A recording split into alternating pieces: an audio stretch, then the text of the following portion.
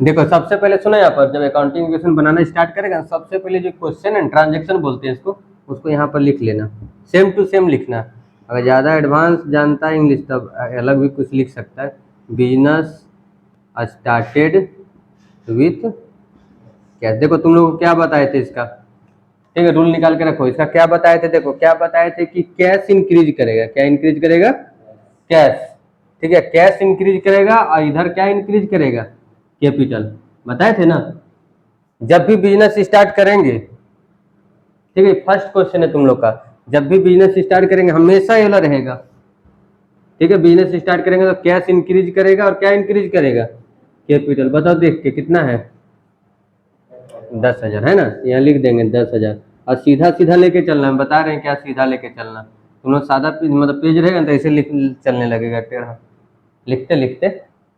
अभी नहीं कुछ करना, ठीक है, फर्स्ट स्टेप में कुछ नहीं करना। सेकंड स्टेप लिखो, क्या है? Purchase goods for cash. तो इसका याद रखना, कैश प्लस, क्यों?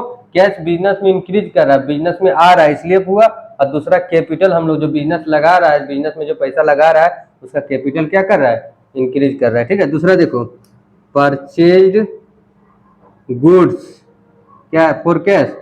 Purchase goods for cash. बताओ क्या होगा इसका? गुड्स आएगा। सिंपल सा ट्रांजेक्शन, ये सब यही थोड़ा सा याद करने में यही दिक्कत है। इसको सिंपल लग रहा है, गुड्स आ रहा है और पैसा जा रहा है। बताओ गुड्स, गुड्स को हम स्टॉक बोले थे, ये क्या है? एसेट्स है कि लायबिलिटीज? गुड्स एसेट्स है ना, ये भी एसेट्स है। तो देखो एसेट साइड में इसीलिए बोले थे, जब भी तुम लोग लाइन देगा तो इसको 2 लाइन लिखना, 2 लाइन में देना, ऊपर में एसेट्स लिख के छोड़ देंगे। और जो जो एसेट्स हम लोग का बढ़ते जाएगा सबको इंक्रीज करते। देखो यहाँ अब जैसे हम लोग का नया एसेट्स आ गया, क्या आ गया? स्टॉक ना। अब देखो इसका क्या फॉर्मेट बताए थे, एकदम सीधा। देखो इधर से ऐसे लेना, इधर से ऐसे एकदम सीधा लिखना। देखो यहाँ पर स्टॉक आ रहा है, कितना का आ रहा है? 5,000 रुपया का स्टॉक आ रहा है और कैश 5,000 रुपया क्या हो रहा है? जा रहा है। क्लियर है यहाँ तक? फिर से समझो, कैश हम लोग का 5,000 जा रहा है, स्टॉक हम लोग का 5,000 आ रहा है। जो जो नया नया एसेट्स आते जाएगा बढ़ते जाएगा, जो जो नया नया लाइबिलिटीज आते जाएगा बढ़ते जाएगा। अब यहाँ से लाइन देना, देखो यही एक उसमें प्रॉब्लम है। अब यहाँ से बार बार लाइन देना पड़ेगा और यहाँ लिखना न्यू इक्वेशन, पूरा लिखना इक्वेशन, न्यू इक्वेशन। देखो 10,000 था, 10,000 में 5,000 चल गया, कितना बचा? 5,000 प्लस के नीचे प्लस 5,000, इधर आ जाओ, बराबर के नीचे बराबर, लाइबिलिटीज अभी कुछ नहीं तो क्या है? 0 प्लस कैपिटल कुछ नहीं तो क्या है? 10,000 ना। कैपिटल कितना है?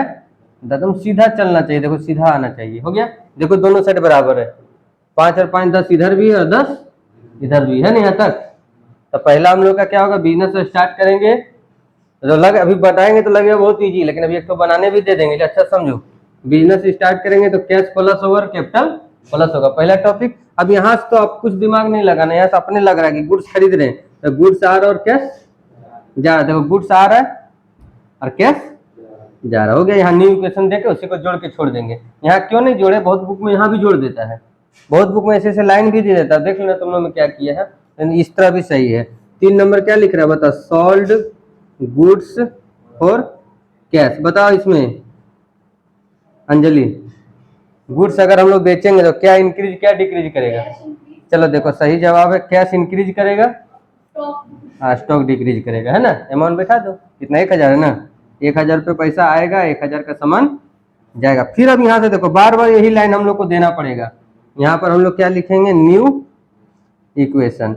देखो हम लोग 5,000 था, 1,000 आया, सामान बेचे 6,000, प्लस के नीचे प्लस, 5 में से 1 चल गया, 4,000 इक्वल टू 0।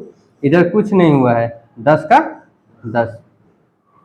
अब देखो ध्यान से, यहाँ पर 4 नंबर क्या लिखे हैं? Purchase machine.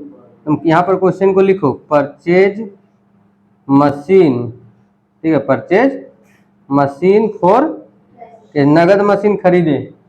तो देखो मशीन आया तो मशीन एसेट्स में होता है, फिर तुरंत दिमाग लगाना है कि देखो कैपिटल तो फिक्स है, कैपिटल जो बिजनेस लगाएगा एक ही बार आएगा, लेकिन हम लोग का एसेट्स और लाइबिलिटीज में ही भेद करना है कि कौन लाइबिलिटीज और कौन। तो तुरंत देखो मशीन हम लोग का एसेट्स है तो एसेट्स में बना हुआ नहीं ना मशीन।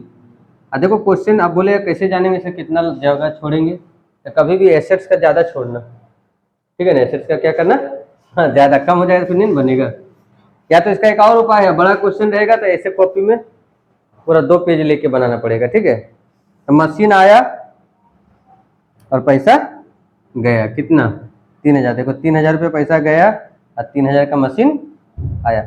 अब न्यू इक्वेशन नहीं लिखेंगे, अब लास्ट वाला को लिखेंगे फाइनल इक्वेशन। क्या लिखेंगे? फाइनल इक्वेशन, NaL होगा ना, फाइनल इक्वेशन। 6000 में 3000 चल गया, कितना बचा?